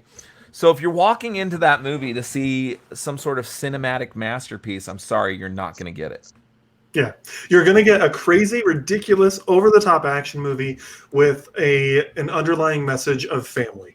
That's what you're going to get every time. And you kind of get that with, I mean, John Wick, the first John Wick, as good as it is, the premise is kind of dumb, but it's a good movie.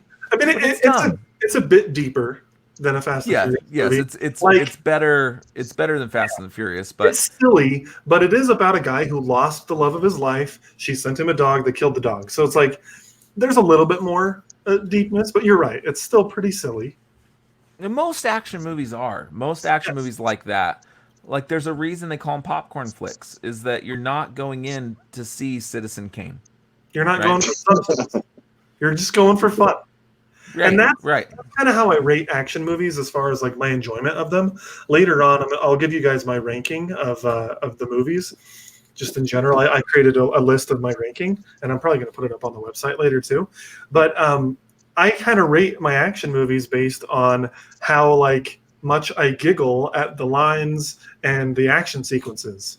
And like this is a legit thing. Like if you were to put a camera in a room with me as I was watching Fate of the Furious earlier, some of the scenes were going on. I'm just like and I'm like laughing into my room and just like smiling and it's having fun because there were a couple fun.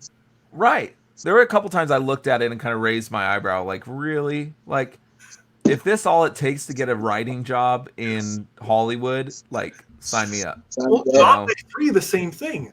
At the end of the movie there, when he's like shooting a bunch of people and like blowing their heads off with a shotgun, I'm just like, dang! And you can't tell me the end of the movie, so they go back to Samoa, right? Yeah. And they open the closet and all his mother gave all the guns away, right? Yeah. So all they have are these tribal, like, wooden weapons. Yeah. You can't tell me that they beat a bunch of super soldiers with wooden weapons and propane tanks. Like, it's just not possible, okay? Those guys had guns. To be fair, but they weren't just yet, though. What's that? Weren't they fighting for their modifications? They hadn't gotten it yet, had they? Idris Elba had his modifications. No, the other ones didn't. And their guns were run off of like electronics. So they were able to turn off all of the electronics in the guns. So like some of that's explainable, but yeah, for the most part, it's those are called plot devices to make it a little bit less eyebrow raising. Don't worry. All night, but ended 7 minutes. Yeah. Sorry.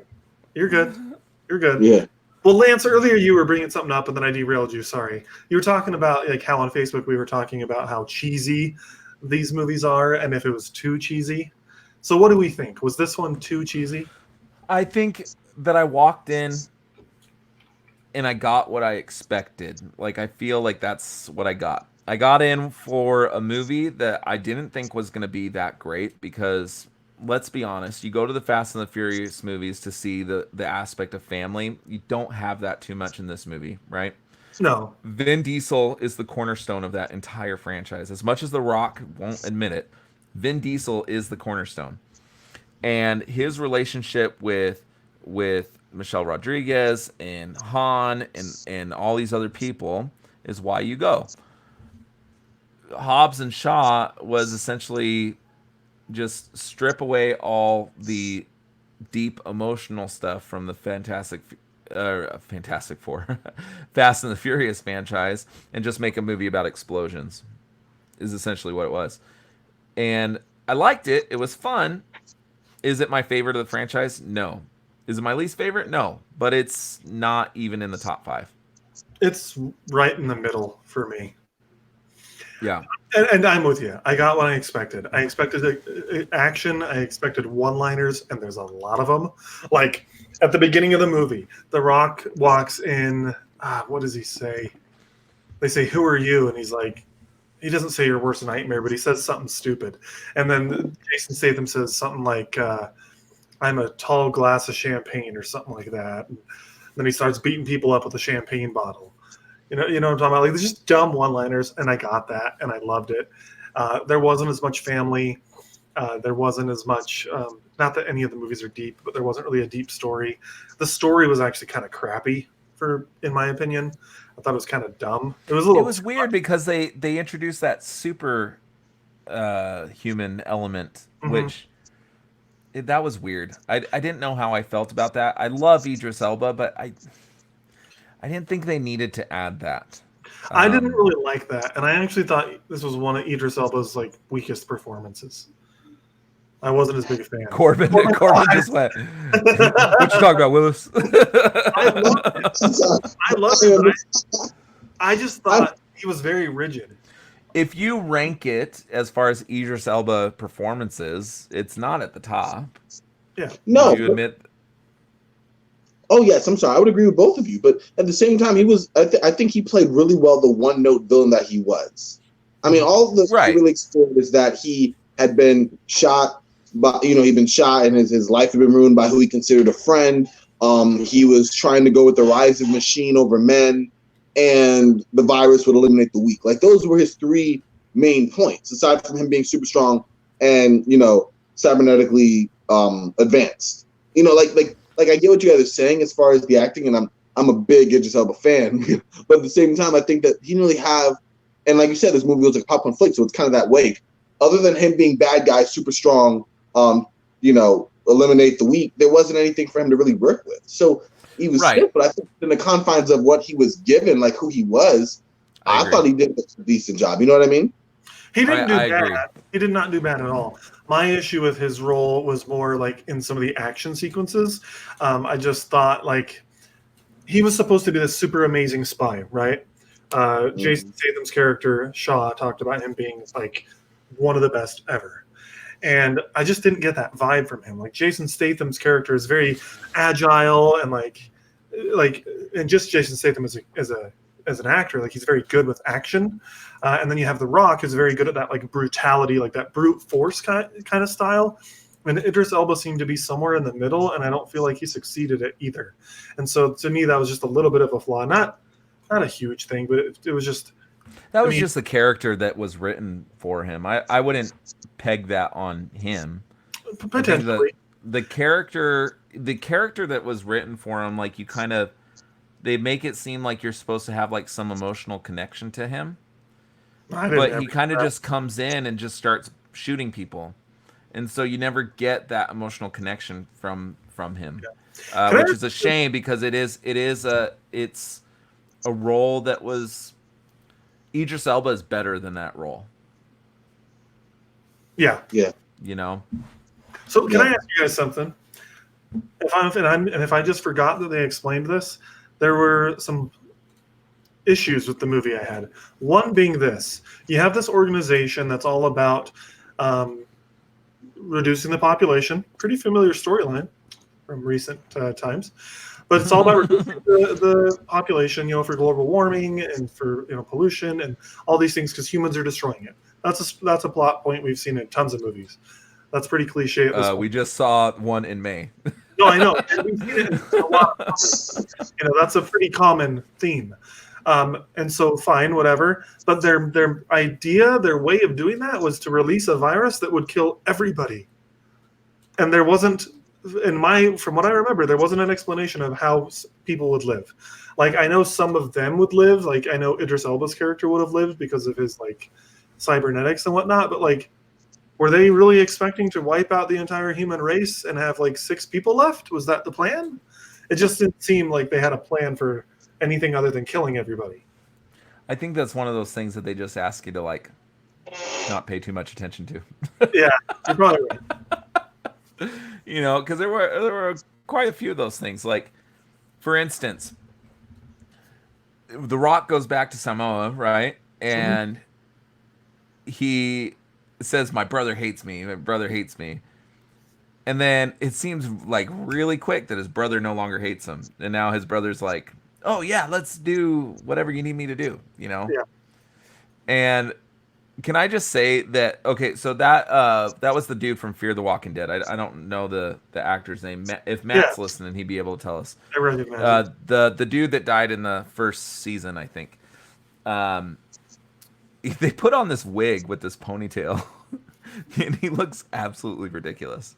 Like, I didn't believe, like, it looks like he's wearing a wig. Like, all the money that they've sunk into this movie and all the money they were going to make from this movie, they couldn't, like, do something a little bit better with, it looked like a bad Halloween costume.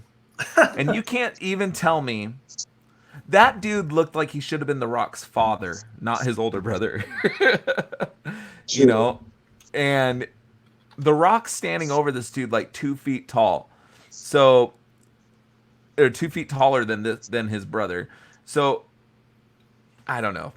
There was just so many things in there that I was like, you even get me to that for 1 second. Like, I don't care what's going on. Like, I'm not. Reality can only be stretched so far, you know. Yeah. But no, I'm actually pulling up the movie was fun. The movie was fun. It was just kind of. So here Let's look at. It missed a lot of the things. It missed a lot of things that made the other Fast and Furious movies great. Where did it go? We're just having technical difficulties all night tonight. I'll just share my entire screen, I guess. No, it won't let me. Well, whatever. I guess it just doesn't want to let me do it. But anyway. Corban, did it? Here we go. Did this movie make you? He looks kind of ridiculous. I didn't notice as much as you, but the other ones do look more legit. Yeah, I agree. Yeah. Yeah, he did look. I didn't even realize, but he did look a little out of place. I mean, I saw it initially, but I didn't register just how much compared, especially with the rest of the family right here. Yeah, he looks certain pro missing. Like all of his brothers are these big bulking dudes, and then you have like this little guy that's supposed to be like the leader of the family. Like, I didn't understand that. Yeah, Okay. that didn't really bother me as much, but I get what you mean. I'm surprised that no one's brought up the highlight of the movie. What's that?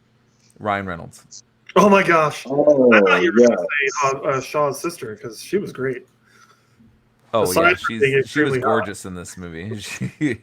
But Ryan Reynolds, and then as a plus, Kevin Hart. Yes.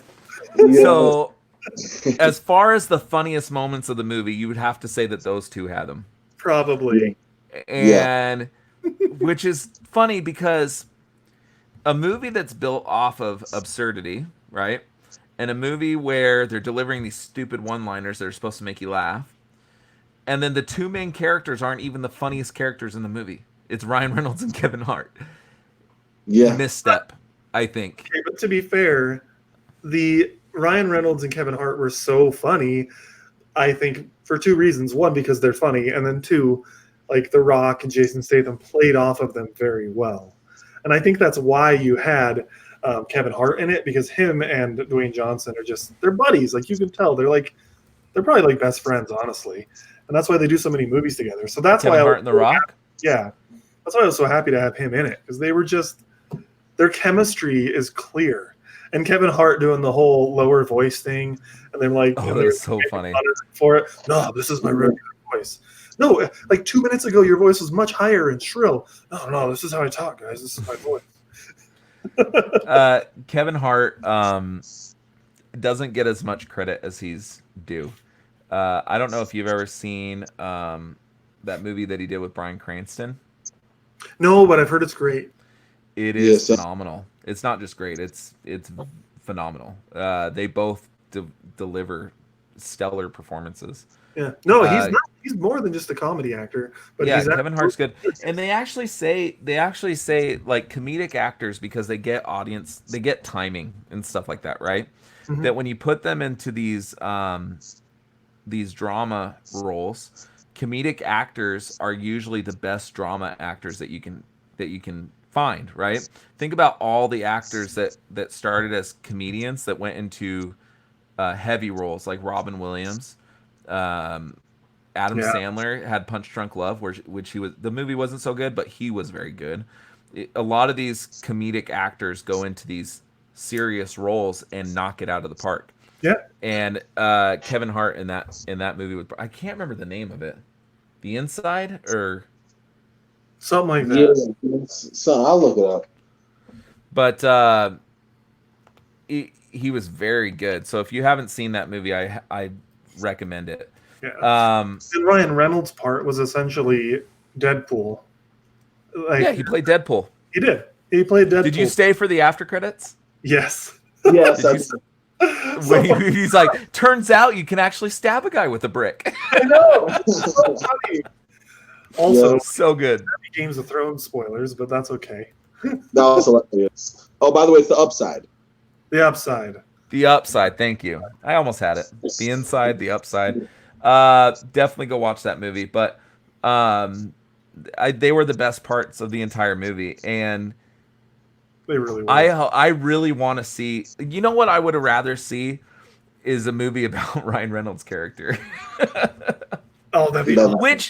Which essentially seemed like the Hitman's Bodyguard. When he came in that, I was like, wait a minute. Is he playing the dude from the Hitman's Bodyguard? Did anybody else get that vibe? I didn't see that movie. Yeah, see that movie. Just what I was thinking. Yeah, he's playing the character from the Hitman's. Lance isn't at Bosa Donuts. What does that mean? I think he means Corban. It means Corbin's not at the donut shop. Yeah, what I'm talking about now. Anyway, so have you had Bosa? No. So good. Corbin, huh? Dude, you got to go eat Bosa donuts. No, he just told us earlier that he goes to Bosa to record. What? I've had Bosa. Oh, I thought you were saying you didn't know Bosa donuts. No, I'm saying I'm not. I don't know. I thought he said I'm at Bosa Donuts. I'm saying no, I'm not. But yeah. Earlier, Corban was talking about how he used to go when he would guest on people's shows. He'd go to Bosa and hook up. Oh, I didn't realize he was going to Bosa. I thought he was just going to a donut shop. No, yeah, Bosa. No, Bosa. Yeah, I love that place. Me too. Oh, it's so good. Bosa, if you want to pay us to give ads on the show, just let us know. Yeah, actually, I was gonna say, drink so delicious. And Arizona Cardinals. Mm-hmm. I'm sucked the big one today. But so I mean, there's not a lot that could be said about this movie that people don't know. It was stupid. It was fun. Okay, but I have to give one really big thing that was awful. At the end of the movie, there's a 30-minute timer. As the timer starts, it's dark out. Yes. When the timer goes down to 21 minutes, it is bright as noonday. And then as the timer runs out, it's dark again. So within 30 minutes time, it went from dark to light to dark. What? I thought the same exact thing. First, I thought, man, 30 minutes sure feels like 45 minutes. Second, I'm like, did it just go from dawn to dusk to dawn again? Like, what just happened? And the second thing is they're like, you can wear this thing as a backpack and walk around with it. And she's getting thrown around and flying out of helicopters and stuff. That thing it broke in a car crash. And then it doesn't break when she is in a helicopter crash into the bottom of a ravine. I didn't understand that at all. And she only has like a needle. I don't know if you've ever had an IV put in you. But you move or whatever, you jack stuff up, right? You can't move. So she gets thrown out of the helicopter and that thing is still working like a champ. But it got broken when a semi was in a crash. Like, it is so absurd. That movie is beyond absurd. It may be the most absurd movie I've ever seen, as far as action flicks are concerned. Was, I think, the most absurd I've ever seen. But it was fun. It was a little too much, but it was still really good. Like it's not. The Expendables isn't even as absurd as this movie, I would say. Yeah, no. Fast and Furious, legit. Just they're trying to make it more and more like crazy. I don't want any more spinoffs. No more spinoffs. Just stick to the family. And I think the only reason the spinoff was made is because The Rock, for some reason, can't get along with the rest of the cast. Yeah, which really sucks. Because I'm going to give my ranking here in a minute, and it basically goes by how much Rock is in the movie. So here's the thing, though. I kind of agree with you about the spinoff thing. Well, no, actually, I totally disagree. I want more spinoffs. Thing is, this is the first Fast and Furious spinoff. It's just the first one they're calling a spinoff. Let's be real here. The first Fast and Furious movie introduced us to Brian, Letty, Dom. Three of the main cast. Then the second movie was essentially a spinoff where we get introduced to Rome and why am I forgetting his name? Ludacris. Ted. So we get introduced to them in like another spinoff. So that's almost like you had Iron Man 2 introducing new characters, kind of. And then you have Ludacris. Ludacris is one of my favorite characters from the entire franchise. Oh, yeah, he's great. Yeah. And then the third one is a complete spinoff. You only have a cameo from Dom at some point. Like it's totally its own thing where you have Han. Well, then you have the fourth movie, which is kind of like a sequel to the first movie because you've got those three again, Brian, Letty, Dom, all together in a movie. And you didn't have Ludacris, you don't have Tej, you don't have Han. I mean, I guess you have Han a little bit at the beginning. But for the most part, it's about those three characters, just like the first Fast and Furious movie. Well, then the fifth one is when you get the Avengers. It's like the Avengers finally come in. So you got Fast and Furious 5, and it introduces The Rock, and you've got Rome and Tej, who were introduced previously. You got Han, who was introduced in his own movie, and they're all now combining into one ensemble group. And then the sequel is another Avengers movie. The sequel after that is another Avengers movie. Like you know what I mean? It's like it's almost like it's kind of already been that way, where they started as spin-offs, and then it became an ensemble movie franchise. So like. I get what you mean. Fast and the Furious 7 is basically Endgame because Brian rides off into the sunset. Yeah, here you go. He's like Iron Man. Yeah. You know, actually, what vibe I did get? Age of Ultron and Fast 5 kind of have a similar vibe in the sense that you've got a hero fighting other heroes, and then they team up to fight the bad guy. You know what I mean? It's a little different because like Scarlet Witch was actually on the bad guy's side at first, but you got The Rock who's trying to take down the heroes, and then he joins with them in the end to take down the bad guy. So it's almost the same idea. That's an analogy, yeah. And with that, let me give you my ranking, and it with one exception, it does go by Rock. So the worst one, 9, is Too Fast, Too Furious. I recently did a rewatch. Didn't even bother to watch this one. I also didn't rewatch Tokyo Drift, but that's not because it's bad. I wanted to rewatch all like the main. I love Tokyo Drift, and it doesn't get love from anyone. Well, number 8 is Fast and Furious, which is the fourth one. Okay, it's good, but it's not. It's meh. Then Fast and Furious Tokyo Drift is number 7 for me. I like it, but it's not the same without some of those like key characters like Dom and Brian. Han's awesome, but it's just to me it's not as good. Then for number 6 is the Fast and the Furious, the original movie. Then is Hobbs and Shaw. So this is where The Rock starts to become the basis for whether the movie is good or not.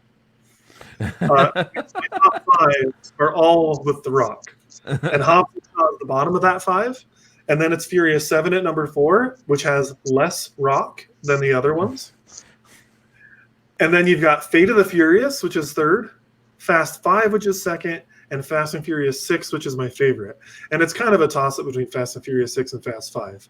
And the reason I mentioned earlier that my basis for how good an action movie is how much I giggle, is because as I was watching Fast 5 and they're like driving around with that freaking safe on the back of their car, In Brazil, nonetheless, isn't it?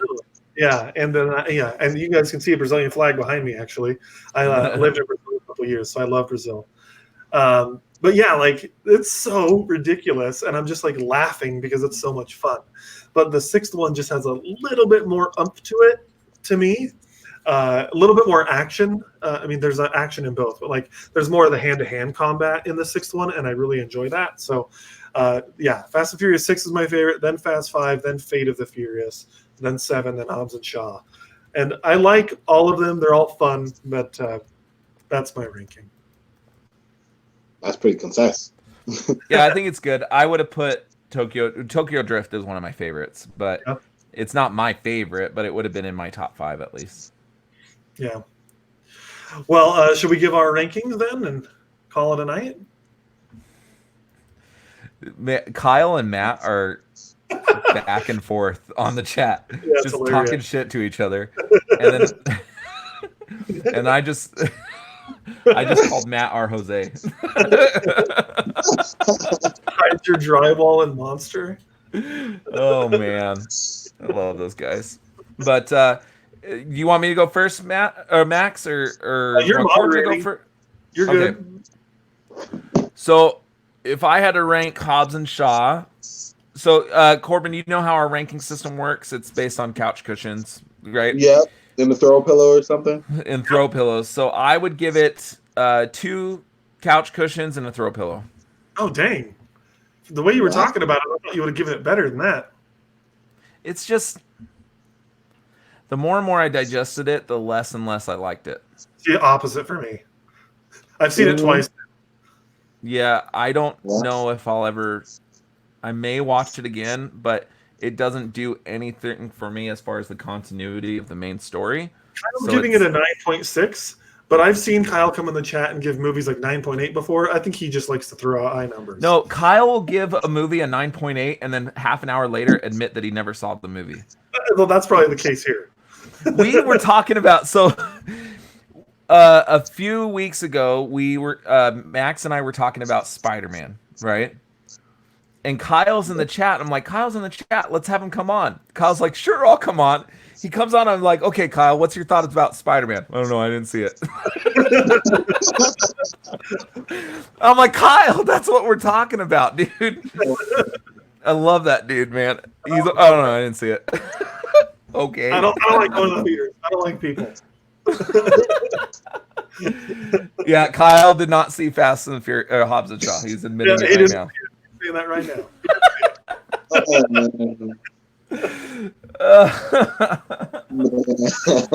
Corbin, what's your ranking on the movie? I'm gonna give it 3 couch cushions. 3 cushions? I'm gonna give it 3. It was kind of ridiculous, but we kind of knew we were gonna get. I really liked Idris Elba's performance. Even though we already talked about it, I think it's 3 solid. You know, okay. I think it was an average movie. Okay. Mine is 3 couch cushions out of 5 and a throw pillow. 3.5. Wow. Wow. And when I saw it, it was a 3 out of 5. And then when I saw it again, because I actually got to see it all the way through my second time, because the first time I went and saw it, I had issues with freaking babies and loud people next to me. So technically, apparently somebody thought the movie theater was a daycare. Yeah. So I've actually seen the first 20 minutes of the movie 3 times now. The entire movie twice. Anyway, so the second time I saw it, I liked it a little bit better. It's a fun movie. So it's not great, but I was willing to see it again. I was kind of just bored. That's why I went and saw it again, but it was good. So 3.5. And the first time, because my showtime was at 8, I had issues with a baby and a person next to me using their cell phone, so I left and I went to the 10 o'clock showing. I was so tired that I fell asleep in the last 15 minutes of the movie, so I kind of missed the ending. So I wanted to go again so I could actually know how it ended. And that's when I noticed that it went from dark to light to dark again. The first time I knew that it went from dark to light, but I fell asleep before it went dark again, so I didn't know that. But yeah, I liked it. Yeah, it was okay. I mean, it is what it is. Yeah. So next show that we're doing is on the 7th, and I'm kind of looking at the movies that are coming out here. What's that? It's chapter 2. I thought Chapter 2 comes out the 19th. I thought it came out on the 5th. The 6th, yeah. Come out on the 5th? Yeah. Well, the 6th, but yeah, 5th if you see it on Thursday. So I think that's what our next show is going to be on, is it. If it does in fact come out. Yeah, September 6th. Yep. Yeah, so that'll be our next show, is It Chapter 2, which I am personally excited for, and I'm surprised my wife wants to go see it with me. So we just rewatched the first one a couple weeks ago, and dang, that's one of my most favorite like horror movies I've ever seen. I love that movie as far as big budget horror movies are concerned. So I'm excited for that. So, and we'll talk about that in 2 weeks. And Matt, we appreciate Corban coming on. What is Matt saying? Matt's saying he's going to be on the Couch Crunchers podcast. Fantastic! I'm all for it. That I've been on their podcast. I've been on their podcast 6 or 7 times. Matt has never been on our podcast, so it's time to start balancing the scales a little bit. On it. Especially because there's a concern on my end that I might not be able to see the movie before then. So if you can come in, that'll bail me out. You got to some, you know? Well, okay. Here's the reason. On the 5th of September, that's the first Thursday night football game of the season, and I'm going to guys to Buffalo Wild Wings to watch it, and so I just don't know if I'll have time Friday or Saturday to see it before the show. That's all. Saturday morning, dude, first showing. Yeah, maybe. I'll probably. I'll be throwing out one couch cushions for everything, no matter what you're talking. Nothing good. Get it all. Well, I just want to say a special thank you to Corban for coming on. Corban has been a friend of the show for a while now, and he's listened to the show for even longer than that. So it's awesome. And Corban is going to be joining me in Tucson for Tucson Comic-Con. Right, Corban? Yep. Hype for that. Yeah. Excited, man. So we're going to have a few panels to do there if Tucson emails me back anytime soon to figure out what our schedule is. But I think Matt and Kyle are going to join us as well. And then Sam will be there as well, obviously. But we should have a real fun time, man. Kyle gives Matt one couch cushion. Man, those dudes, for being friends, they just hate each other. I love it. It's amazing. But no, honestly, Corban, thanks for coming on, man, and thanks for watching the movie at 10:30 last night, just so you could be part of our stupid conversation. But you are welcome on any time, my friend. I appreciate y'all. Really fun. Love the show. Thanks again, y'all. But make sure to visit us on Facebook, Twitter, Insta, shit, whatever it's called. All the crap things that we could be on. Yeah, not Insta shit. That might take you somewhere else. Instagram. And check out our articles on the website too. I just recently posted one. My personal top 10 favorite cult classic movies. There might be a couple on there that some people haven't heard of before, like Phantom of Paradise, which I just ordered on Amazon. It should be here Monday. Sorry, these guys are cracking me up. I know. I turned it off because I'm getting distracted as I'm talking. But check us out on Tucson. Check us out on couchcrunchers.com, Facebook, Instagram, Twitter, all the other shit that we might be on. I don't know. But and then check us out every other week right here live on YouTube. But thank you, Max. Thank you, Corban. Until next time, we'll see you in a couple weeks. See ya. All right.